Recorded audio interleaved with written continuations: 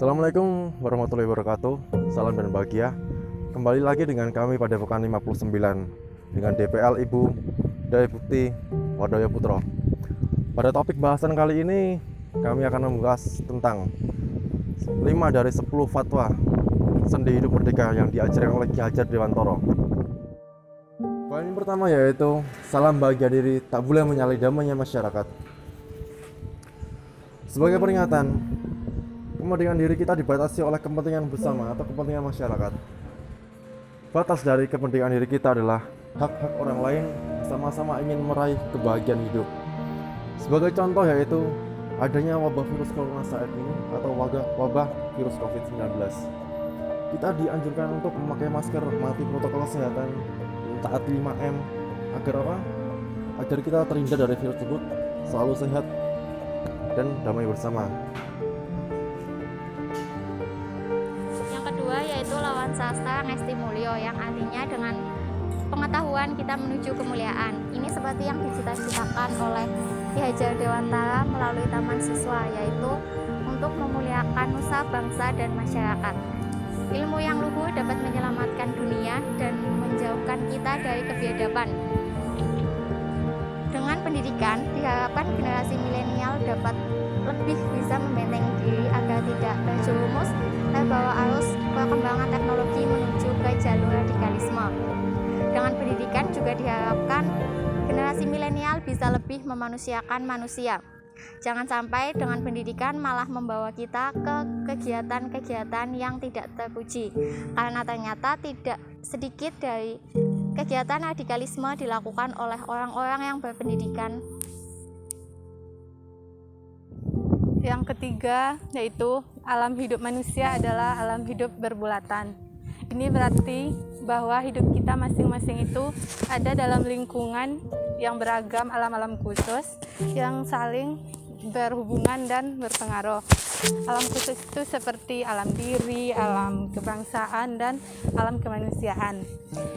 Sebagai pengakuan bahwa kodrat alam yaitu kekuatan dan kekuasaan yang mengelilingi dan melingkungi hidup kita itu adalah sifat lahiriah Tuhan Yang Maha Kuasa yang berjalan tertib dan damai di atas segala kekuasaan manusia.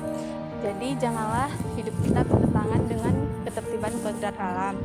Petunjuk dalam kodrat alam itu kita jadikan sebagai pedoman hidup kita, baik sebagai alam, baik sebagai seorang atau individu, sebagai bangsa, maupun sebagai anggota dari alam kemanusiaan. Yang keempat, tetap mantep antep.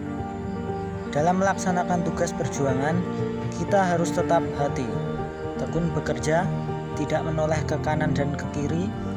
Kita harus tetap tertib dan berjalan maju. Kita harus selalu mantep. Mantap itu berarti setia dan taat pada asas. Teguh iman hingga tak ada yang akan dapat menahan gerak kita atau membelokkan aliran kita. Sesudah kita tetap dalam gerak lahir kita dan mantap tabah batin kita, segala perbuatan kita akan antep, yang berarti berisi dan berharga, tak mudah dihambat, kemudian tidak bisa ditahan-tahan dan dilawan oleh orang lain.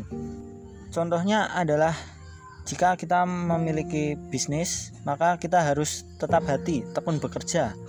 Apapun yang terjadi, kita harus yakin pada bisnis yang kita jalankan dan supaya bisnis kita dapat berjalan dengan lancar. Yang kelima, ngandel, kendel, bandel. Kita harus menjadi manusia yang percaya atau ngandel. Kita harus percaya terhadap kekuasaan Tuhan dan kita harus tetap percaya terhadap diri sendiri. Seperti pada masa pandemi seperti saat ini, kita harus mempercayai bahwa virus itu memang ada, tetapi kita harus percaya terhadap diri sendiri bahwa kita bisa mengalahkannya dengan tetap menerapkan protokol kesehatan dan 5M. Kemudian kandel. Kita harus menjadi manusia yang berani, tidak ketakutan dan tidak was-was, karena kita memiliki Tuhan yang Maha Esa dan kita harus percaya terhadap kekuatan pada diri kita sendiri. Jadi pada masa seperti ini kita harus berani menghadapi pandemi dengan tetap menjaga diri, menjaga imunitas tubuh, dan tetap berpikiran positif. Yang ketiga, bandel. Kita harus menjadi manusia yang tawakal. Untuk menjadi manusia yang tawakal nanti kita akan menjadi manusia yang kandel atau tebal hati, tebal pikiran, dan tebal perbuatan.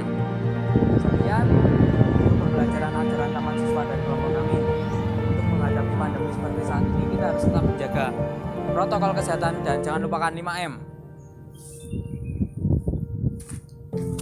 Sekian, wassalamualaikum warahmatullahi wabarakatuh. Terima kasih, salam.